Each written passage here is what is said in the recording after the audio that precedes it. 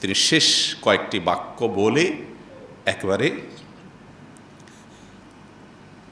আর রফিক আলা মহান বন্ধুর সাথে সাক্ষাৎ, আল্লাহ রব্বুল আলামিনের সাথে সাক্ষাতের প্রেরণা উজ্জীবিত হয়ে দিনকে বুলন্দ করে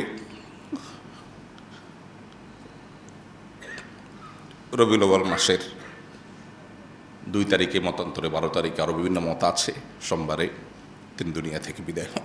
প্রিয় নবী সাল্লাল্লাহু আলাইহি সাল্লামের জন্ম থেকে ওয়াফাত পর্যন্ত তার সমগ্র জীবনের পুরো বৃত্তান্ত এক নজরে জানার চেষ্টা করব ইনশাআল্লাহ তাআলা।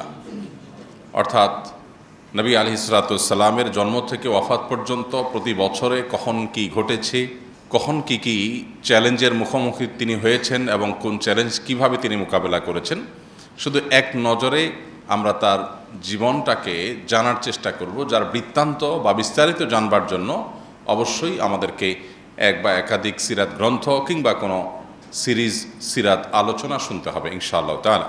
তার জন্মের সন সম্পর্কে নিশ্চয়ই আমরা জানি 571, মতান্তরে 570 খ্রিস্টাব্দ।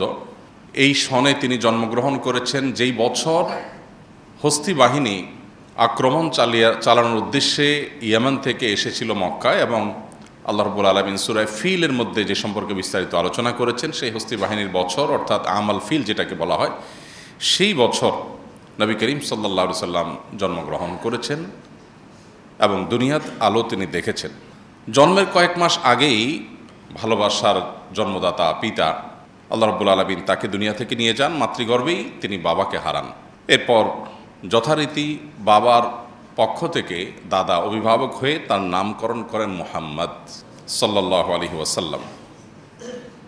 জন্মের পর অল্প সময়ের ব্যবধানেই তার জীবনে আরও বিপদ আসে, কিন্তু জন্মের পর তিনি প্রথম মায়ের দুধের পাশাপাশি যার দুধ পান করেছেন তিনি ছিলেন সুয়াইবা নামক একজন কৃতদাসী, যিনি আবু লাহাব, তার চাচা আবু লাহাবের যিনি কৃতদাসী ছিলেন, তার দুধ তিনি পান করেন।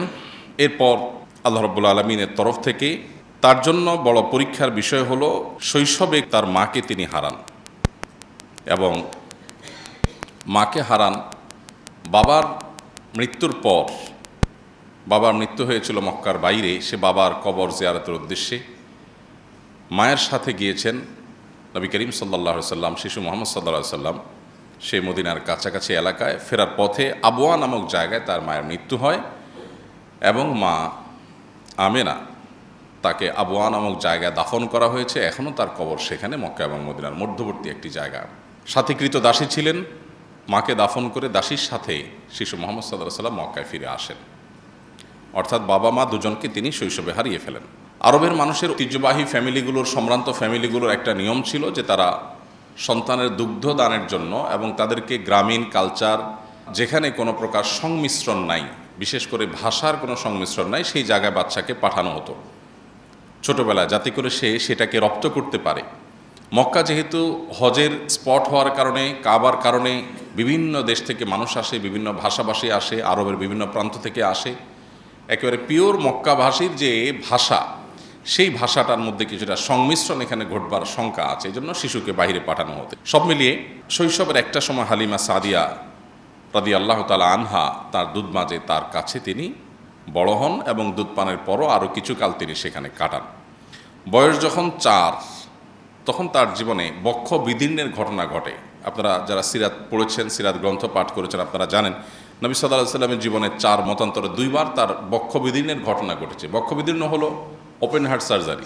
আল্লাহ রাব্বুল আলামিন জিবরিল আলাইহিস সালামকে পাঠিয়েছেন, এবং জিবরিল আলাইহিস সালামকে পাঠানোর পর শৈশবে মুহাম্মদ সাল্লাল্লাহু আলাইহি সাল্লামকে একবার মা হালিমার কাছে যখন ছিলেন, তখন বাচ্চাদের সাথে খেলাধুলা করছেন, জিবরিল আসলেন, তাকে ধরে শুইয়ে দিলেন এবং তার বক্ষ বিদীর্ণ করে ভেতর থেকে তার বিভিন্ন অর্গান বের করে সেগুলোকে জান্নাত থেকে আনা পানি, জিবরিলের সাথে আনা পাত্র, সেটাতে পরিষ্কার করে রেখে আবার সেটাকে তিনি জোড়া লাগিয়ে দিলেন এবং তিনি উঠে গেলেন। অলৌকিক একটা ঘটনা। তার শৈশবে বারে বারে 4 বার, কোনো কোনো ইতিহাসবিদদের মতে 2 বার সেটি ঘটেছে। এরপর বয়স যখন 7, এই বক্ষবিদীর্ণের ঘটনা মূলত আল্লাহ রাব্বুল আলামিন ঘটিয়েছেন। তাকে যেহেতু নবী করা হবে, তাকে আল্লাহ রাব্বুল আলামিন অলৌকিকভাবে তার মধ্যে কিছু জিনিস ঘটিয়ে তাকে, তার পরিবারকে, মক্কাবাসীকে বার্তা দিচ্ছিলেন যে এই শিশু অন্য 10টি শিশুর মতো নয়, এ আল্লাহর নবী হবেন, আল্লাহ রাসূল হিসাবে মনোনীত। অতএব সেই জায়গা থেকে আল্লাহ তাআলা বার্তা দিতে চেয়েছেন। তার বাইরেও নবী করিম সাল্লাল্লাহু আলাইহি সাল্লামের ভেতরকার যে তার মানুষ হিসাবে আল্লাহ তাআলা তাকে যে সৃষ্টি করেছেন সেটাকে অতি মানবীয় পর্যায়ে নেওয়ার জন্য এটা এক ধরনের অপারেশন এবং আল্লাহর পক্ষ থেকে একটা কুদরতি ব্যবস্থাপনা ছিল। বয়স যখন 7, মাহারা হয়ে এখন একমাত্র অভিভাবক, একমাত্র দেখাশোনা করার মানুষ আব্দুল মুত্তালিবের সাথে তিনি বসবাস করতেন। মাত্র 1 বছরের ব্যবধানে 8 বছর বয়স তখন দাদা আব্দুল মুত্তালিবের মৃত্যু হয়। বয়স যখন 12, 8 থেকে 12, এই পুরো সময়টা চাচা আবু তালেবের অধীনে তিনি বড় হন এবং আবু তালেব তার অভিভাবকত্ব করেন। চাচা আবু তালেবের সাথে 12 বছর বয়সে সিরিয়ায় ব্যবসায়িক সফর সঙ্গী হিসাবে চাচার সাথে যান। সেখানে পথে বুহাইরা নামক যে পাদ্রী ধর্মযাজক, তিনি তাকে দেখে ভবিষ্যৎবাণী করেছিলেন যে এই শিশু ভবিষ্যতে নবী এবং রাসূল হিসাবে আবির্ভাব ঘটবে, এবং তার ভিতরে সেরকম কিছু আলামত তিনি দেখতে পেয়েছেন যেগুলো তার ধর্মগ্রন্থে ইনজিলে তিনি পাঠ করেছেন। তিনি খ্রিস্টান ধর্মের যাজক ছিলেন, যে আমাদের ধর্মগ্রন্থ বলছে একজন নবী আসবেন, তার এই আলামত থাকবে, শিশুর মধ্যে তা বিদ্যমান, এবং বেশ কিছু অলৌকিকত্ব তিনি দেখে ফেলেছেন। দেখে বলেছেন যে এই শিশুকে সাবধানতার সাথে রাখতে হবে, সে নবী এবং রাসূল হিসাবে আগমন করবে, আবির্ভাব হবে। বুহাইরা নামক এই পাদ্রীর ভবিষ্যৎবাণী নিয়ে 12 বছর বয়সে নবী সাল্লাল্লাহু আলাইহি ওয়াসাল্লাম সিরিয়া থেকে মক্কায় ফিরে আসেন। এরপর তার বয়স যখন 14, 15 অথবা 20, তখন হরবুল ফুজার নামে ঐতিহাসিক একটা বড় যুদ্ধ হয়েছিল মক্কার অদূরেই। সেই হরবুল ফুজারে তিনি অংশগ্রহণ করেছেন তার চাচাদের সাথে, যদিও তিনি যুদ্ধ করেন নাই, যোদ্ধা ছিলেন না, যুদ্ধের বয়সও হয় নাই, শুধু চাচাদের সাথে গিয়েছিলেন এবং ফিরে এসেছিলেন। এটা তার জীবনের একটা অংশ। বয়স যখন 20 আনুমানিক, তখন তিনি মক্কাবাসীর ঐতিহাসিক হিলফুল ফুজুল নামক যে সংগঠন তৈরি করা হয়েছিল সেটার অংশ তিনি হয়েছেন, এবং ঐতিহাসিক হিলফুল ফুজুলের চুক্তিতে তিনি অংশগ্রহণ করেছেন, তার সঙ্গে তিনি যুক্ত হয়েছেন।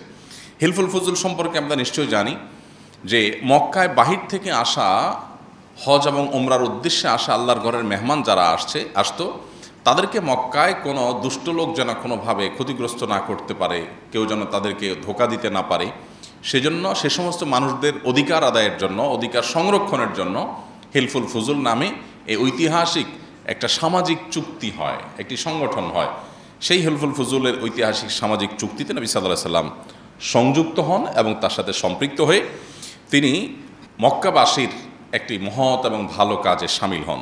অথচ তার বয়স ছিল মাত্র তখন 20, যে বয়সে তিনি আসলে এ ধরনের গুরুগম্ভীর কাজে সংযুক্ত হওয়া তখনকার সমাজ বাস্তবতা অন্তত চিন্তাও করা যেত না। এরপর তার বয়স যখন 25 হয়, তখন তার জীবনে প্রথম বিবাহ বন্ধনে তিনি আবদ্ধ হন মা খাদিজা রাদিয়াল্লাহু তাআলা আনহার সাথে। মা খাদিজা রাদিয়াল্লাহু আনহার সাথে তার সংসার চলছিল, এবং বয়স যখন 35 হয়, তখন তার বংশের নেতৃবৃন্দের উদ্যোগে যখন কাবাঘর নির্মাণ করার পর কাবাঘরের যে কালো পাথর, হাজরে আসওয়াদ পাথর, সেটা স্থাপন করা নিয়ে মক্কাবাসী কুরাইশের লোকেরা তারা যখন বিবাদে লিপ্ত হয়েছিল, তখন তিনি সবাইকে অদ্ভুত এবং অকল্পনীয় একটা আইডিয়া দিয়েছেন, যাতে পুরো সমাজের পুরো বিবাদ বিতণ্ডা থেমে গিয়েছিল। তিনি বলেছিলেন, তোমরা কে কাবাঘরের এই পাথর স্থাপন করবে, এই গৌরব কে অর্জন করবে, কে ইতিহাসের অংশ হবে, এটা নিয়ে তোমরা গণ্ডগোল ফাসাদে লিপ্ত হচ্ছ।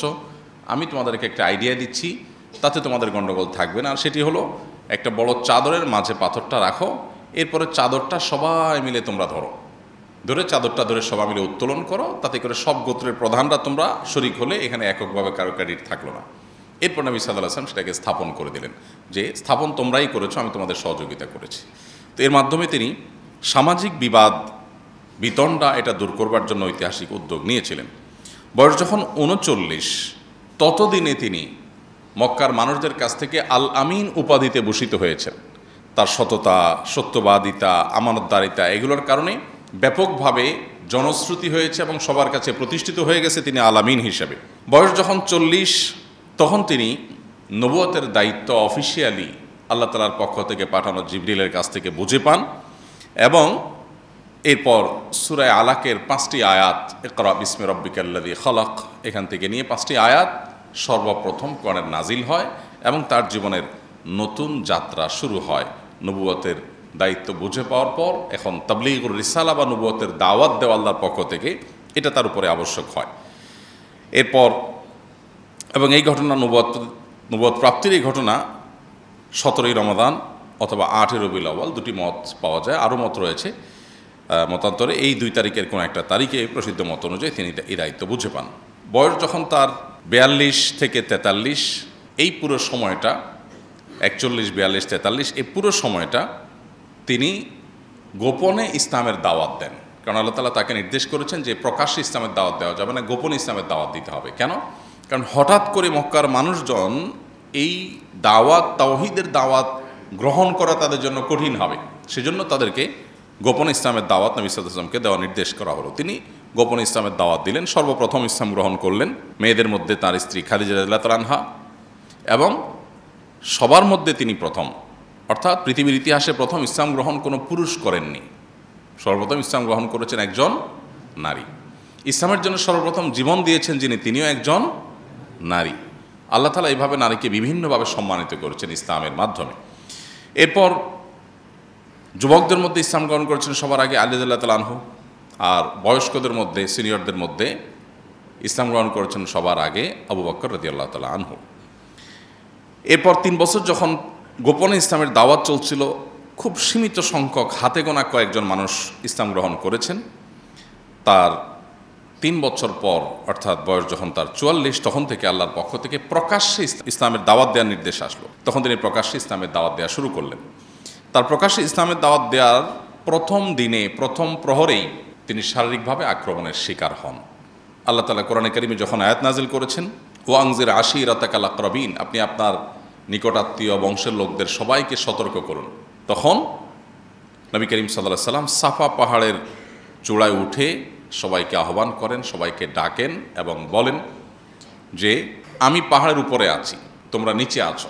সবাইকে আগে ডেকে সমবেত করেন যে সবাই একটু একসাথে হও, অত্যন্ত গুরুত্বপূর্ণ একটা ইনফরমেশন তোমাদের জন্য আছে। সবাই দৌড়ে আসলো তার ডাক শুনে, কারণ ইতিপূর্বে তিনি কখনো এইভাবে ডাকেননি। সবাই, গোত্র প্রধানরা, নেতৃবৃন্দরা সবাই আসছে সমাজে। তিনি সবাইকে বললেন, আমি যে পাহাড়ের চূড়ায় আছি, এখান থেকে আমি অনেক দূরে দেখতে পাচ্ছি, তোমরা নিচে আছো, তোমরা দেখতে পাচ্ছ না। এখন আমি যদি তোমাদেরকে বলি যে দূরে আমি যে দেখতে পাচ্ছি সেখানে শত্রু বাহিনী সশস্ত্র হয়ে তারা আসছে তোমাদের মক্কা আক্রমণ করবার জন্য, তোমরা কি আমাকে বিশ্বাস করবে? সবাই সমস্যায় বলল, হ্যাঁ, জীবনে তুমি মিথ্যা বলনি আমাদের কাছে কখনো, তোমাকে আল আমিন আমরাই উপাধি দিয়েছিলাম, এই পদক আমরাই দিয়েছিলাম সবাই মিলে, অতএব তুমি যদি বলো ডেফিনেটলি তুমি দেখেই বলবে তুমি তো মিথ্যা বলো না, সো আমরা বিশ্বাস করবো ডেফিনেটলি। তখন তিনি বললেন, তারপরে পদক্ষেপ কি হবে তোমাদের? সবাই বললেন, এরপরে পদক্ষেপ হবে আমরা এই শত্রুদের মোকাবেলার জন্য সবাই ঝাঁপিয়ে পড়ব। নবী করিম সাল্লাল্লাহু আলাইহি ওয়াসাল্লাম তখন তাদেরকে বললেন, আমি উপমাটা দিয়েছি একটা কথা বোঝাবার জন্য, সেটা হলো আল্লাহ তাআলা আমাকে জান্নাত জাহান্নাম পর্যন্ত দেখবার সুযোগ করে দিয়েছেন। ওহির মাধ্যমে আমার কাছে আল্লাহ তাআলা স্পষ্ট করে দিয়েছেন, উপস্থাপন করে দিয়েছেন জান্নাত জাহান্নাম আখিরাতের সব স্তরগুলো আমি দেখতে পাচ্ছি। আমি যেটা প্রত্যক্ষ করছি, আমি যেটা জানছি ওহির মাধ্যমে, সে বিষয়ে আমি তোমাদেরকে সতর্ক করছি, তোমরা সে জাহান্নাম থেকে বাঁচার জন্য প্রস্তুতি গ্রহণ করো। এই যে তার অভিনব বুদ্ধিদীপ্ত হিকমাপূর্ণ দাওয়া, এটা তার প্রকাশ্যে দাওয়াতের সূচনা। এর সাথে সাথে আবু লাহাব তাকে লক্ষ্য করে বলল, তাব্বান লাকা সাইরাল ইয়াউম আলিহাযা জামাআতানা, তোমার সারাটা দিন ধ্বংস হোক, তুমি কি এই কথা বলার জন্য আমাদেরকে একসাথ করছো? আমরা তো মনে করছি কোনো ডাকাত পড়েছে, বিপদ হয়েছে। এবং আবু লাহাব যে তাব্বান লাকা সাইরাল ইয়াউম বলেছেন, আরবিতে কেউ কাউকে তাব্বুন বলা এটা খুব জঘন্য কথা হিসাবে ধরা হয়, খুব বড় ধরনের আপনার শব্দ বোমা হিসাবে ধরা হয়। তাব্বান লাক, তুমি ধ্বংস হও, এরকম বদদোয়া। তো নবীজিকে যখন সে বলেছে তাব্বান লাক সাইরাল ইয়াউম, তোমার সারাদিন ধ্বংস হোক, এটা নবীজির জন্য অপমানকর ছিল। আল্লাহ রাব্বুল আলামিন তার জবাবে সূরা তাব্বাত ইয়াদা নাজিল করে সেখানে আল্লাহ তাআলা বলেছেন, তাব্বাত ইয়াদা আবি লাহাবি ওয়া তাব, যে আবু লাহাব 2 হাত তুলে আমার নবীকে তাব্বান লাক বলছে, মোহাম্মদ তোমার সারাদিন ধ্বংস হোক এই কথা বলছে, ওর 2 হাত ধ্বংস হবে, সে নিজে ধ্বংস হবে এবং তার স্ত্রী যে তার এই অপকর্মের সহযাত্রী এবং সহযোগী, সেও ধ্বংস হবে। সূরা তাব্বাত ইয়াদার মাধ্যমে কিয়ামত পর্যন্ত মিলিয়ন মিলিয়ন মুসলমানরা, কোটি কোটি মুসলমানরা আবু লাহাবের নবীকে ওই কষ্ট দেওয়ার একটি বাক্যের জবাব দিয়ে যাবে। এটা হলো নবী সাল্লাল্লাহু আলাইহি ওয়াসাল্লামের মর্যাদা আল্লাহর কাছে, যে কোরআন অংশ আল্লাহ তাআলা আল্লাহকে গালি দেওয়ার বহু ঘটনা আছে, যে বহু মানুষ আল্লাহকে গালি দিয়েছে, কিন্তু তাদের প্রতিকারে বা তাদের শাস্তি স্বরূপ এরকম কোনো ব্যবস্থা আপনি কোরআনে পাবেন না। কিন্তু নবী সাল্লাল্লাহু আলাইহি ওয়াসাল্লামকে গালি দিয়েছে, এটা আল্লাহ তাআলা সহ্য করেন না। খোদ আল্লাহকে গালি দিয়েছেন, আল্লাহ সেগুলো কিয়ামতে হয়তো শাস্তি দিবেন, দুনিয়াতে অনেককে হয়তো আল্লাহ ছাড় দিয়েছেন, কিন্তু নবী সাল্লাল্লাহু আলাইহি ওয়াসাল্লামকে কেউ গালি দিয়েছে, চূড়ান্ত পরিণতি তাকে বরণ করেই তারপর দুনিয়া থেকে যেতে হয়েছে। যাই হোক, তো নবী করিম সাল্লাল্লাহু আলাইহি ওয়াসাল্লাম ৪৪ বছর বয়সে যখন প্রকাশ্যে ইসলামের দাওয়াত শুরু করেছেন, তার পরপরই ৪৫ বছর বয়স যখন তার নবুয়তের ৫ম বছর যেটি, সে বছর জাফর রাদিয়াল্লাহু তাআলা আনহু ইসলাম গ্রহণ করেছেন। এবং তখন মক্কার প্রকাশ্যে ইসলাম প্রচারের পর থেকে বিশেষ করে নির্যাতনের মাত্রা বেড়ে গেল, এবং যারা ইসলাম গ্রহণ করেছে দুর্বল, বেলাল রাদিয়াল্লাহু তাআলা সহ সাহাবীদের প্রতি নির্মম নির্যাতন শুরু হয়ে গেল। যখন নির্যাতন শুরু হয়েছে, দুর্বল মুসলমানরা তারা আসলে মক্কায় টিকাটা কঠিন হয়ে যাচ্ছিল, তখন আল্লাহর নির্দেশে প্রথম হিজরত বা দেশ ত্যাগের নির্দেশ আসে, যেটাকে হিজরতে হাবশা বলা হয়। এখন বর্তমানে আধুনিক বিশ্বের ইথিওপিয়ার রাজধানী আদ্দিস আবাবা থেকে কয়েকশো কিলোমিটার দূরে টিগ্রে নামক একটা অঞ্চল আছে, বিভাগ আছে তাদের। সে টিগ্রে এলাকায় হাবসি ভিলেজ এখনও আছে, এবং সেখানকার যেই ব্যক্তি তাদেরকে ওয়েলকাম করেছেন, সেখানকার যে শাসক ছিলেন নাজাশি যাকে বলা হয়, সে নাজাশি বাদশাহ, তিনি ইসলাম গ্রহণ করেছেন নবীজিকে না দেখেই, তার বর্ণনা শুনেই, এবং নবী সাল্লাল্লাহু আলাইহি সাল্লাম তার মৃত্যুর সংবাদ শুনে দূরদেশ আরব থেকে তিনি তার জানাজার সালাত, গায়েবানা জানাজার সালাত আদায় করেছিলেন। এই পুরো ঘটনা, অর্থাৎ হিজরতে হাবশার ঘটনা, এটি নবী সাল্লাল্লাহু আলাইহি ওয়াসাল্লামের নবুয়তের ৫ম বছর বা তার বয়স যখন ৪৫ সে বছর ঘটে। এবং সে বছর দুইবার হিজরতের ঘটনা ঘটে। প্রথমবার হিজরতে কয়েকজন নারী পুরুষ, ১১ জন পুরুষ এবং ৫ জন নারী ছিলেন। আর দ্বিতীয় দফা হিজরতে ৮৬ জন পুরুষ এবং ১৬ জন নারী ছিলেন, এবং এদের নেতৃত্বে ছিলেন প্রথম দফাতেই জাফর রাদিয়াল্লাহু তাআলা আনহু। এবং একই বছর নির্যাতনের স্টিম রোলারে সুমাইয়া রাদিয়াল্লাহু তাআলা আনহা, একজন নারী, তিনি শাহাদাত বরণ করেন, এবং তাকে নির্মমভাবে, অত্যন্ত নৃশংসভাবে লজ্জাস্থানে বর্ষার আঘাত দিয়ে তাকে হত্যা করা হয়, তাকে খুন করা হয়, তিনি শাহাদাত বরণ করেন। ইসলামের ইতিহাসের প্রথম শহীদ যিনি জীবন দিয়েছেন, তিনি সুমাইয়া রাদিয়াল্লাহু তাআলা আনহা। এরপর তার বয়স যখন ৪৬ এবং নবুয়তের ৬ষ্ঠ বছর, সেই বছর হামজা এবং ওমর রাদিয়াল্লাহু তাআলা আনহুমা দুজনে ইসলাম গ্রহণ করেন। এবং সর্বপ্রথম ওমর রাদিয়াল্লাহু ইসলাম গ্রহণ করার পরে তিনি বললেন, আমরা যখন সত্য দ্বীনের অনুসারী, তাহলে আমরা গোপনে কেন নামাজ পড়ব, আমরা হারামে প্রকাশ্যে নামাজ পড়ব। তখন মসজিদুল হারামে প্রকাশ্যে তার নেতৃত্বে নামাজ পড়া শুরু হয়। বয়স যখন তার ৪৭ এবং নবুয়তের ৭ম বছর, তখন তার উপর এবং মুসলমানদের উপর নেমে আসে নির্যাতনের সবচেয়ে বড় স্টিম রোলার, যেটাকে অবরোধের সময় বলা হয়। সে আবি তালেব একটা জায়গায় নবী সাল্লাল্লাহু আলাইহি ওয়াসাল্লাম, তার প্রতি তার অনুসারী এবং তাকে যারা সহযোগিতা করেছে কুরাইশ বংশের, তাদেরকে একঘরে করে রাখার জন্য মক্কার মুশরিকরা সিদ্ধান্ত নিল, এবং ৩ বছর টানা তাদের সাথে সকল প্রকার কথাবার্তা, যোগাযোগ, লেনদেন, কেনাবেচা সব বন্ধ করে দিল, যেটা সেই যুগের, সেই পৃথিবীতে সেই অবরোধের মধ্যে কোনো মানুষের বেঁচে থাকাও সম্ভব না যদি সমাজের মানুষ অবরোধ করে। সেরকম একটা পরিস্থিতিতে অত্যন্ত করুণ পরিস্থিতি হয়েছিল, এবং মানুষ না খেয়ে সাহাবীরা কঙ্কালসার হয়ে যাচ্ছিল, মৃত্যুর মুখোমুখি হয়ে যাচ্ছিল, এবং খুব ভয়াবহ সময় পার করেছিল ৩টি বছর। এবং একটা পর্যায়ে তার বয়স যখন ৪৮ এবং নবুয়তের ৮ম বছর, তখন আল্লাহ তাআলা তার মাধ্যমে একটা অলৌকিক মুআজিজা ঘটান, যেটাকে শাক্কুল কামার বা চন্দ্র দ্বিখণ্ডিত হওয়ার ঘটনা বলে। মক্কার মানুষজন, শত শত হাজারো মানুষ যারা দেখেছে যে নবী সাল্লাল্লাহু আলাইহি ওয়াসাল্লাম হাতের আঙ্গুল ইশারা যখন করেছেন আল্লাহর নির্দেশে, চাঁদ দুপাশে আলাদা হয়েছে, আবার সেটা সম্মিলিত হয়েছে। কোরআনে যেটাকে আল্লাহ তাআলা বলেছেন ওয়ানশাক্কাল কামার, চন্দ্র বিদীর্ণ হয়েছে, অতএব কিয়ামত নিকটবর্তী। তো সেই ঘটনাটি ঘটেছে নবী সাল্লাল্লাহু আলাইহি ওয়াসাল্লামের নবুয়তের এই পর্যায়ে আনুমানিক। এবং তার বয়স যখন ৫০, নবুয়তের ১০ম বছর, তখন বয়কট শেষ হয়, যে বয়কট ৩ বছর ধরে চলেছিল। এবং একই বছর তার জীবনের সবচেয়ে বড় দুই সহযোগী, ভরসাস্থল, একজন বাহিরে থাকা আবু তালেব চাচা, আর ভেতরে থাকা খাদিজা রাদিয়াল্লাহু আনহা, দুজনেই একই বছর মারা যান। তার জীবনের এই বছরটাকে বলা হয় আমাল হুজন বা বিপদের বছর, কারণ সবচাইতে আপন দুজন মানুষ একসাথে চলে যান। এবং এই যে আল্লাহ তাআলা তার নবীকে পরীক্ষা করেছেন, এটা আল্লাহ তাআলার হেকমাপূর্ণ সিদ্ধান্ত, যে তার নবীকে তিনি স্ট্রং করবেন, মজবুত করবেন বড় কোনো কাজের জন্য। একের পর এক বাধা, পরীক্ষা, চ্যালেঞ্জ তাকে পার করে সামনে যেতে হয়েছে। এরপর একই বছরে তিনি সাউদা রাদিয়াল্লাহু তাআলা আনহা এবং আয়েশা রাদিয়াল্লাহু তাআলার সাথে তার আকদ সম্পন্ন হয়। আয়েশা রাদিয়াল্লাহু তাআলার সাথে সংসার জীবন শুরু করেন আরও অনেক পরে, কিন্তু শুধু আকদটা সম্পন্ন হয় তখন, আর সাউদা রাদিয়াল্লাহু তাআলার সাথে তখন আকদ এবং সংসার একসাথে শুরু হয়। এবং এই বছরই তিনি তায়েফে দাওয়াত নিয়ে যান এবং তার সাথে থাকা যায়েদ ইবনে হারিসা রাদিয়াল্লাহু তাআলার সাথে নির্মম নির্যাতনের শিকার হন, রক্তে রঞ্জিত হয়ে মক্কায় ফিরে আসেন। বয়স যখন তার 52 এবং নবুয়তের 12তম বছর, সে বছর তার জীবনে ইসরা এবং মেরাজের ঘটনা ঘটে এবং 5 ওয়াক্ত নামাজের বিধান আল্লাহ তাআলা তাকে দেন। এবং একই বছর মদিনা থেকে আসা 12 জন হাজি যারা হজে আসছেন, তারা মিনার কোনো একটা পাহাড়ের পাদদেশে নবী সাল্লাল্লাহু আলাইহি ওয়াসাল্লামের সাথে মিলিত হন এবং বায়াতে আকাবায়ে উলা বলা হয় ইতিহাসে। নবী সাল্লাল্লাহু আলাইহি ওয়াসাল্লামের হাতে হাত রেখে তারা বায়াত নেন, ইসলাম গ্রহণ করে এবং নবীজিকে মক্কায় যাওয়ার হিজরতের আমন্ত্রণ তারা জানান। অর্থাৎ শুরু থেকেই মদিনাতে হিজরত করার একটা প্রেক্ষাপট শুরু হয়। এরপর তার বয়স যখন 53 নবুয়তের 13তম বছর, তখন আল্লাহর পক্ষ থেকে হিজরতের অনুমোদন আসে, বায়াতে আকাবায়ে সানিয়া আসে, বা মদিনা থেকে এবছর হজ থেকে আসা, হজের জন্য আসা 72 জন পুরুষ এবং 12 জন নারী ইসলাম গ্রহণ করেন। এবং তারা বলেন, আপনি মদিনায় আসেন, মক্কাবাসীর জুলুমে আপনার থাকার কোনো মানে নাই, আপনার সাথে যত লোক আসবে সবাইকে ওয়েলকাম করার জন্য মদিনাবাসী আমরা প্রস্তুত, আপনি চলে আসেন। তখন তিনি পরামর্শ করলেন, আল্লাহর পক্ষ থেকে অনুমোদন আসলো হিজরতের, তিনি হিজরতের সিদ্ধান্ত নেন। এদিকে নবী সাল্লাল্লাহু আলাইহি ওয়াসাল্লামকে হত্যার বহু ষড়যন্ত্র আগেও হয়েছে, এখনও চলছে। নবী সাল্লাল্লাহু আলাইহি ওয়াসাল্লাম এর মধ্য দিয়েই বয়স যখন তার 54 এবং নবুয়তের যখন 14তম বছর শুরু, তখন তিনি হিজরতের উদ্দেশ্যে রাতের গভীরে আবু বকর রাদিয়াল্লাহু আনহুকে সাথে নিয়ে বের হন এবং মক্কা থেকে মাত্র 5 কিলোমিটার দূরে গারে সৌরে 3 দিন অবস্থান গ্রহণ করেন। অত্যন্ত সুকৌশলী একটা সিদ্ধান্ত।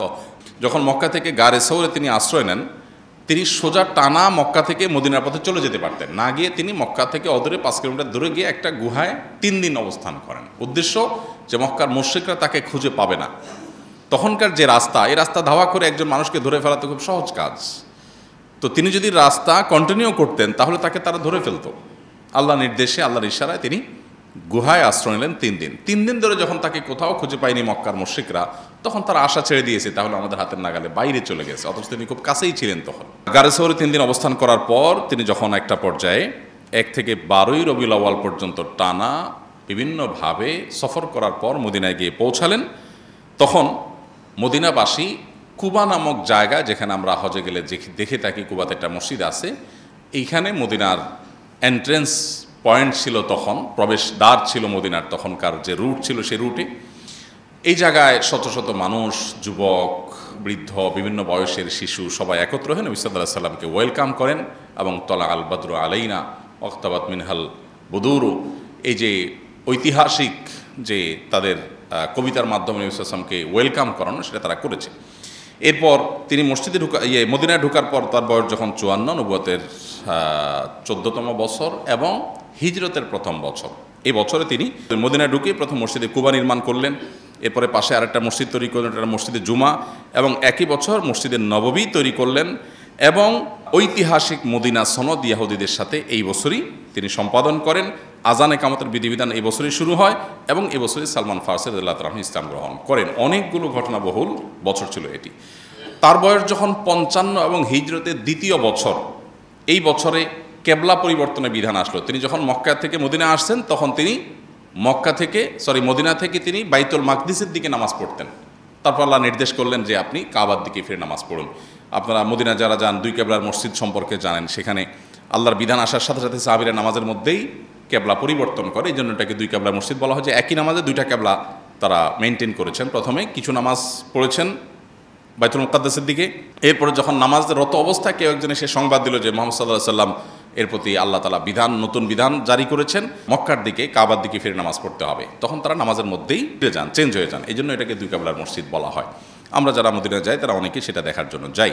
তো এই ঘটনা ঘটে শাবান মাসে নবী সাল্লাল্লাহু আলাইহি ওয়াসাল্লামের হিজরতের 2য় বছর এবং তার বয়স যখন 55, নবুয়তের বয়স যখন 15। এরপর একই বছর 17 রমাদান ইসলামের ইতিহাসের প্রথম বড় সম্মুখ সমর বদর যুদ্ধ সংগঠিত হয়েছে এবং প্রথম বড় বিশাল বিজয়, অলৌকিকভাবে 313 জন মানুষ অনেকটা অস্ত্রশস্ত্র ছাড়াই পুরো বিশাল বড় পরাশক্তির বিরুদ্ধে আল্লাহ তাআলা তাদেরকে অলৌকিক বিজয় দিয়েছে। এটা হলো মুসলমানদের অগ্রযাত্রার জন্য অনেক বড় একটা প্রেরণা ছিল আল্লাহর তরফ থেকে। এই বছরই অর্থাৎ 2য় হিজরিতেই রমজানের রোজা ফরজ করা হয়েছে এবং এই বছরই সর্বপ্রথম ঈদুল ফিতর আদায় করেছেন, ঈদুল আজহা আদায় করেছেন মুসলমানরা।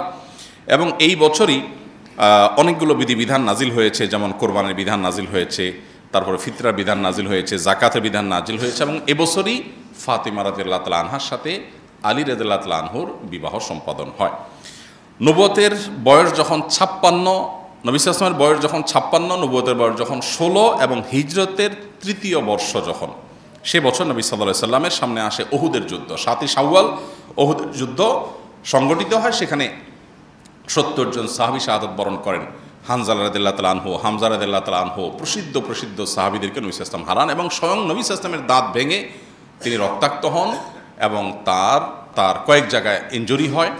তিনি মারা গেছেন মর্মে কাফেররা প্রপাগান্ডা ছড়িয়েছিল, আল্লাহ তাআলা তাকে হেফাজত করেছেন, এবং নবী সাল্লাল্লাহু আলাইহি ওয়াসাল্লামের একটা কথা থেকে সামান্য একটু সরে যাওয়ার কারণে কঠিন পরিণতির মুখোমুখি তখন সাহাবীদেরকে হতে হয়েছে, যেটা আমাদের জন্য বিরাট শিক্ষা, যে তার কথার বাইরে গেলে আমাদের জন্য অকল্যাণ নিশ্চিত আছে। একই বছর অনেকগুলো বিধিবিধান নাজিল হয়েছে। এর ভিতরে মেয়েদেরকে পর্দার বিধান এই বছর নাজিল হয়েছে। তার আগ পর্যন্ত মেয়েরা ছেলেদের সাথে পর্দা করার বিধান ছিল না। এই বছর সর্বপ্রথম পর্দার বিধান নাজিল হয়, এবং এই বছরই সুদ এবং মদ এই দুটিকে হারাম ঘোষণা করা হয়। মদের বিধান যখন হারাম ঘোষণা করা হয়, চিন্তা করার বিষয় যে সাহাবীরা বা যে মক্কার মদিনার মানুষেরা, মদ হালাল ছিল, নিষিদ্ধ ছিল না, সবাই পান করত, দিলেন, হারাম করলেন।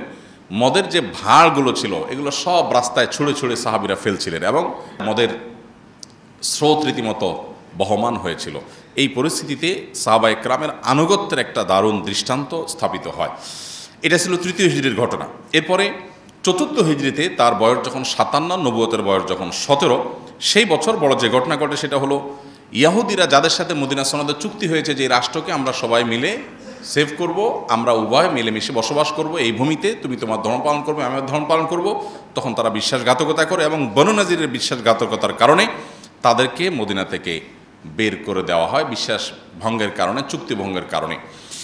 এবং একই বছরে গজওয়াত যাতুর রিকা সেটাই সংগঠিত হয়, এবং একই বছরে আরও অনেকগুলো ঘটনা ঘটে।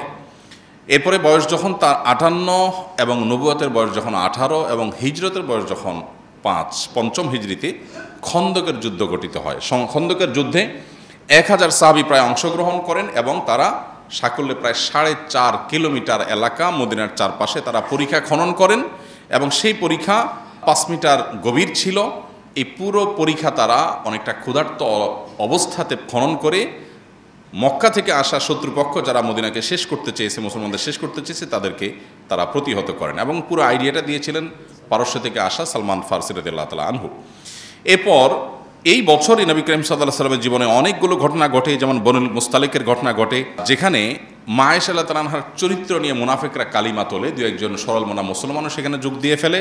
আল্লাহ তাআলা পরে আয়াত নাজিল করে তার চরিত্রের পুত্র পবিত্রতার কথা আমাদেরকে জানান দেন, ঐতিহাসিকভাবে যেটাকে ইফকের ঘটনা বলা হয়। এই বছরই তায়াম্মুমের বিধান নাজিল হয়, এবং এই বছরই ইয়াহুদিদের আরেকটা গোত্র বনু কুরাইজা তাদের গাদ্দারির কারণে, তাদের বিশ্বাসঘাতকতা এবং রাষ্ট্রদ্রোহের কারণে, ওই যে চুক্তি ছিল চুক্তি ভঙ্গ করে মুসলমানদের বিরুদ্ধে ষড়যন্ত্রে লিপ্ত হওয়ার কারণে তাদেরকে শাস্তি দেওয়া হয়, করুণ শাস্তি। এর পরের বছর হিজরি 6ষ্ঠ বছরে নবী সাল্লাল্লাহু আলাইহি ওয়াসাল্লামের বয়স যখন 59 এবং তার নবুয়তের বয়স যখন 19, সেই বছরের যে ঘটনাগুলো সেগুলোর মধ্যে থেকে ছিল ঐতিহাসিক হুদাইবিয়ার চুক্তি। নবী সাল্লাল্লাহু আলাইহি ওয়াসাল্লাম স্বপ্নে দেখেছেন তিনি ওমরা করছেন, 1400 সাহাবীকে সাথে নিয়ে রওনা দিলেন, অনেকটা অস্ত্রশস্ত্র ছাড়া ওমরার উদ্দেশ্যে ইহরাম পরে। কিন্তু হুদাইবিয়া নামক জায়গা যাওয়ার পরে মক্কার মুশরিকরা বাধা দিল যে আমরা ঢুকতে দিব না। তারা জানালেন আমরা তো যুদ্ধ করতে আসিনি, আমরা ওমরা করে আবার ব্যাক করব। তারা বলল না, আমরা ঢুকতে দিব না। নবী সাল্লাল্লাহু আলাইহি ওয়াসাল্লাম বাড়াবাড়ি না করে তাদের সাথে ঐতিহাসিক চুক্তি করলেন, যেটার নাম হুদাইবিয়া চুক্তি। যে চুক্তি বাহ্যিকভাবে মনে হয় সব মুসলমানদের বিরুদ্ধে, কিন্তু এই চুক্তি মুসলমানদেরকে মূলত অগ্রগতির দিকে নিয়ে গিয়েছিল। এই ঐতিহাসিক হুদাইবিয়া চুক্তি 10 বছরের জন্য সংগঠিত হয়েছিল, এবং এটি হয়েছিল 1 জিলকয়দা 6 হিজরিতে। এবং এই বছরের পর থেকে নবী সাল্লাল্লাহু আলাইহি ওয়াসাল্লাম বিভিন্ন রাজা বাদশাদের কাছে, যেমন হেরাক্লিয়াস, খসরু, তারপরে মুকাওকিস, বড় বড় যে সমস্ত শাসকরা পৃথিবীর, তাদের কাছে চিঠি লিখে ইসলামের দাওয়াত তাদেরকে দিয়েছেন। তাদের কেউ গ্রহণ করেছে, আর কেউ হঠকারিতা করেছে। যারা হঠকারিতা করেছে তাদেরকে নির্মম পরিণতির মুখোমুখি আল্লাহ করেছেন। তার বয়স যখন 60, নবুয়তের বয়স যখন 7, তখন তিনি ঐতিহাসিক খায়বার বিজয় করেছেন, ইয়াহুদিদের বিশাল বড় দুর্গের এলাকা। এবং একই বছর আগের বছরের ওমরা হুদাইবিয়া চুক্তি অনুযায়ী পরবর্তী সাহাবীদেরকে নিয়ে কাজা করেছেন, ওমরাতুল কাজা। এবছরের সাফিয়া মাইমুন রাদিয়াল্লাহু তাআলার সাথে বিয়ে হয়েছে। তার বয়স যখন 61, নবুয়তের বয়স যখন 21, এবং হিজরত যখন অষ্টম হিজরি সন যখন অষ্টম হিজরিতে, তখন তিনি ঐতিহাসিক মক্কা বিজয়ের সুযোগ এবং নিয়ামত লাভ করেন। রমজান মাসে অনেকটা রক্তপাতহীনভাবে সারা জীবন যারা কষ্ট দিয়েছে তাদেরকে সাধারণ ক্ষমা করে তিনি মক্কা বিজয় করেন। এবং একই বছর হুনাইনের যুদ্ধে সাহাবীদের সংখ্যা অনেক বেশি ছিল, কিছুটা আত্মপ্রসাদ চলে এসেছে।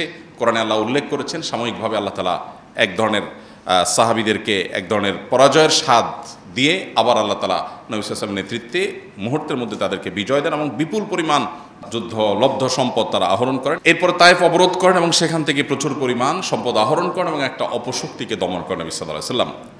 হিজরির নবম বর্ষে তার বয়স যখন ৬২, মৃত্যুর মাত্র এক বছর আগে, তখন ঐতিহাসিক তাবুক যুদ্ধ এটা তিনি নেতৃত্ব দেন এবং রোমানদের বিরুদ্ধে মূলত এটি বিশাল বড় বাহিনী হয়েছে, কিন্তু এখানে কোনো সংঘাত হয়নি। সংঘাতের আগেই, সংঘাত ছাড়াই মুসলমানদেরকে আল্লাহ বিজয় দিয়ে দিয়েছেন এবং তাদের মনে ভয় ঢুকে দিয়েছেন। তারা ভয়ে সব পালিয়ে ছত্রভঙ্গ হয়ে চলে গেছে। মুসলমানরা কোনো রক্তপাত ছাড়াই বিজয় লাভ করে ফিরে এসেছেন। এরপরে মুনাফিকদের চরিত্র এবছর প্রকাশ হয়েছে এবং বিদায় হজের প্রস্তুতি এবং বিদায় হজের বিধিবিধান এই বছর নাজিল হয়।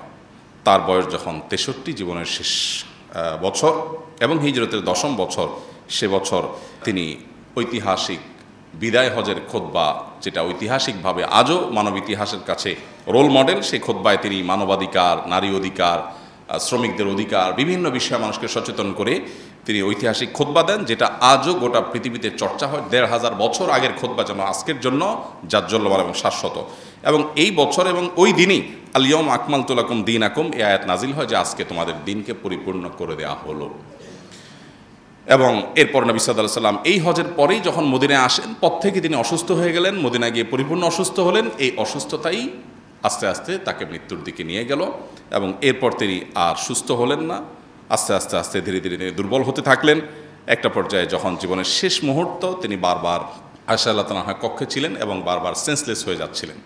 যখন তার সেন্সলেস হয়ে যাচ্ছিলেন, তাকে উজু করানো হলো, মুখে পানি দেওয়া হলো, ঠান্ডা পানি দেওয়া হলে তিনি একটু হুঁশ আসে নামাজ পড়ার জন্য, কিন্তু আবার বেহুঁশ হয়ে যান, আবার হুঁশ আসে বহুত কষ্টে, আবার বেহুঁশ হয়ে যান। এভাবে কয়েক দফা হয়েছে।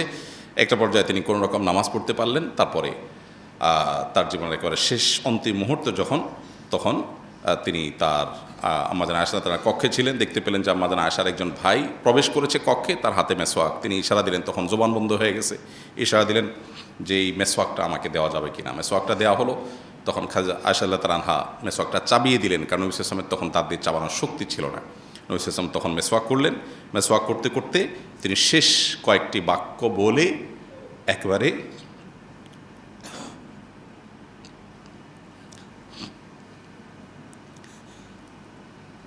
আর রফিক আলা, মহান বন্ধুর সাথে সাক্ষাৎ, আল্লাহ রাব্বুল আলামিনের সাথে সাক্ষাতের প্রেরণায় উজ্জীবিত হয়ে দিনকে বুলন্দ করে রবিউল আউয়াল মাসের 2 তারিখে, মতান্তরে 12 তারিখে, আরও বিভিন্ন মত আছে, সোমবারে তিনি দুনিয়া থেকে বিদায় হন সাল্লাল্লাহু আলাইহি ওয়াসাল্লাম। আল্লাহ তাআলা আমাদেরকে তার জীবন বৃত্তান্ত থেকে শিক্ষা গ্রহণ করার তৌফিক দান করুন। আমাদেরকে তার জীবন দর্শনকে পরিপূর্ণভাবে অনুসরণ করার তৌফিক দান করুন। তার জীবনে আমাদের জন্য যে অনুপম আদর্শ রয়েছে, বারবার কোরআনে আমাদেরকে সাবধান করা হয়েছে, আমাদের মুক্তির একমাত্র পথ তার অনুসরণ, অনুকরণ, এছাড়া কোনো পথ আমাদের সামনে খোলা নেই। অতএব মুসলমান হিসাবে নবী সাল্লাল্লাহু আলাইহি ওয়াসাল্লামের সম্পূর্ণ আদর্শকে, তার জীবনকে আমরা অনুসরণ, অনুকরণ করার চেষ্টা করব। সেটাই হবে প্রকৃত সার্থকতা আমাদের। আল্লাহ তাআলা আমাদের সবার প্রতি সেই তৌফিক আল্লাহ তাআলা আমাদের সবাইকে দান করুন। এবং তিনি যে কষ্ট করেছেন, পরিশ্রম করেছেন, সারা জীবন যে ত্যাগ তিতিক্ষা করেছেন এই উম্মতের জন্য, আল্লাহ তাআলা আমাদের সবার তরফ থেকে তাকে সর্বোত্তম বিনিময় দান করুন। শান্তির বারিধারা আল্লাহ তাআলা তার প্রতি বর্ষণ করুন। আস সুন্নাহ ফাউন্ডেশন, উম্মার স্বার্থে, সুন্নাহর সাথে।